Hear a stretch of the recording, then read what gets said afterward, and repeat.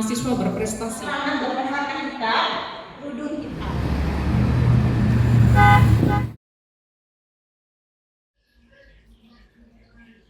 Rasa mungkin nggak pede. Bisa cerita nggak apa aja sih kekhawatirannya? Kekhawatirannya sih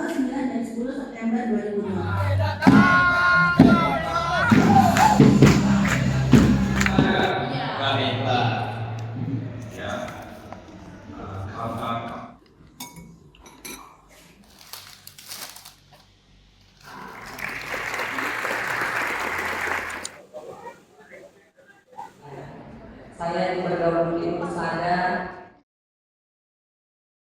Oke. Halo semua, apa kabarnya? Semua pasti sehat ya? Kemarin saya buat video untuk channel YouTube tempat kerja saya.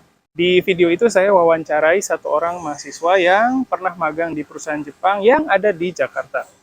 Pas lagi cek hasil videonya, saya kaget banget karena uban saya banyak banget. Biasanya saya potong rambut 1 minggu sekali, jadi selalu pendek. Tapi akhir-akhir ini saya nggak ada waktu untuk potong rambut, jadi kelihatan deh ubannya. Sebenarnya saya udah ubanan dari SMA sih, tapi selama ini rambut saya selalu pendek, jadi ubannya nggak kelihatan. Terus kemarin saya beli power bank di toko online. Kalau di Jepang, power bank ini disebut dengan istilah mobile battery. Saya beli power bank ini untuk bintang atau istri yang suka main game. Mereka suka pakai power bank supaya masih bisa main game dari atas tempat tidur. Pas lihat di toko online, power bank ini kelihatannya kecil dan ramping. Tapi pas sampai ternyata besar banget. Baru kali ini saya punya power bank segede ini. Kalau dipegang, power bank ini udah kayak batu bata aja. Saya beli power bank yang kapasitasnya 20.000 mAh. Mungkin karena kapasitasnya besar, jadi ukurannya juga besar. Minggu kemarin orientasi untuk mahasiswa baru di tempat kerja saya udah mulai. Orientasi untuk mahasiswa baru itu namanya PKKMB atau Pengenalan Kehidupan Kampus bagi Mahasiswa Baru. Kalau zaman saya kuliah, biasanya mahasiswa baru pasti dimarahin sama seniornya.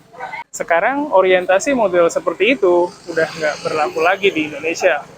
Orientasi ini diadain selama 1 minggu dan dibagi jadi 3 bagian. Ada bagian pengenalan universitas secara umum, terus ada pengenalan fakultas, terus pengenalan program studi, himpunan mahasiswa, dan terakhir ada pengenalan unit kegiatan mahasiswa.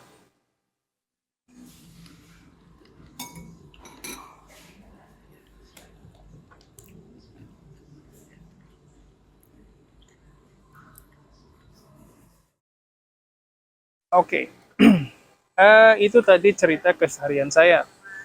Akhir-akhir ini di Indonesia lagi banyak kasus perundungan. Apa kalian tahu apa itu perundungan? Perundungan itu bahasa Inggrisnya bullying atau bahasa Jepangnya ijime. Sekarang banyak kasus perundungan yang muncul ke permukaan berkat media sosial. Sekarang semua punya HP, jadi kalau ada kejadian rame-rame bisa langsung rekam pakai kamera ya. Di Indonesia kasus perundungan ditangani sama KPAI atau Komisi Perlindungan Anak Indonesia. Berdasarkan data dari KPAI, ada sekitar 3.800 kasus perundungan di Indonesia sepanjang tahun 2023. Terus yang paling parah lagi, setengahnya itu terjadi di lembaga pendidikan. Berita yang paling baru adalah kasus bunuh diri satu orang dokter yang sedang ikut PPDS atau Program Pendidikan Dokter Spesialis di salah satu rumah sakit di Semarang, Jawa Tengah. Nah, dokter ini katanya bunuh diri karena dibully sama senior-seniornya. Kasus ini benar-benar bikin gempar Indonesia loh. Soalnya tingkah laku senior-seniornya ini benar-benar keterlaluan. Nanti saya cerita lagi lebih rinci ya. Terus ada juga kasus perundungan yang dilakuin sama anak-anak SMP dan SMA di beberapa daerah. Kejadiannya ada yang di Cilacap, di Sukabumi, di Jakarta, dan ada juga kejadian di alma mater saya, yaitu di Universitas Pajajaran loh. Waduh, parah abis nih. Saya pikir perundungan itu terjadi karena minimnya kualitas pendidikan, tapi ternyata perundungan juga terjadi di institusi pendidikan yang isinya orang-orang yang berpendidikan tinggi seperti yang terjadi di Semarang. Kalau zaman dulu sih kasus perundungan nggak pernah muncul ke permukaan, soalnya dulu belum ada media sosial. Terus kesadaran masyarakat Indonesia terhadap perundungan juga masih rendah. Dulu zaman saya SD, SMP atau SMA gitu, diejek sama teman, terus dibercandain sama teman itu hal yang normal. Kalau saya sendiri pernah nggak ya jadi korban perundungan? Seingat saya sih nggak pernah. Atau jangan-jangan nggak nyadar aja kali ya. Dari data yang saya dapat di internet, katanya jenis perundungan yang paling banyak adalah perundungan fisik dengan persentase sebanyak 55,5%. Terus di bawahnya ada perundungan verbal dengan persentase sebanyak 29,3%. Dan terakhir ada perundungan psikologis dengan persentase sebanyak 15,2%.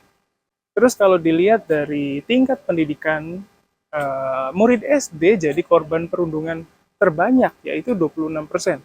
Di bawahnya ada murid SMP sekitar 25%, dan terakhir murid SMA sebanyak 18,75%.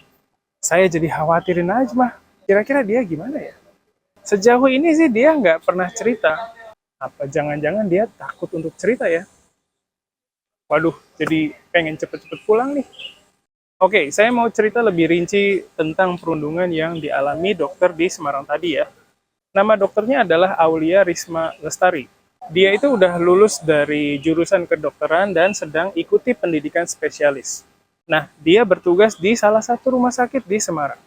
Nah, selama ikut pendidikan spesialis, dia dan teman satu angkatannya itu harus keluarkan biaya untuk macam-macam di luar biaya pendidikan.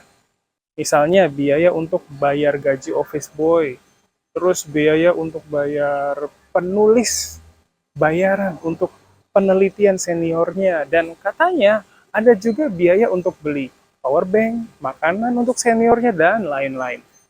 Aneh banget ya. Menurut saya senior-seniornya itu sakit ya.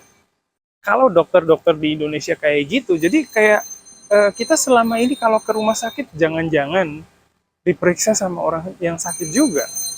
Terus katanya dokter Aulia juga dimintai uang sebanyak 20 sampai 40 juta per bulan. Mungkin untuk nutupin biaya tadi ya. Keluarganya itu udah bilang ke pihak universitas tempat dokter Risma belajar, tapi nggak ada tanggapan. Terus gara-gara tuntutan seniornya, dokter Risma sampai pinjam uang ke pinjol. Kalian masih ingat apa itu pinjol? Pinjol itu pinjaman online ya. Sekarang program pendidikan dokter spesialis di universitas tempat dokter Risma belajar udah ditutup. Kasusnya lagi ditangani sama polisi dan Kementerian Kesehatan. Semoga dokter Risma dapat keadilan ya. Yudheka 3 Fakultas Bahasa dan Budaya Universitas dan Mampus Anda, Bapak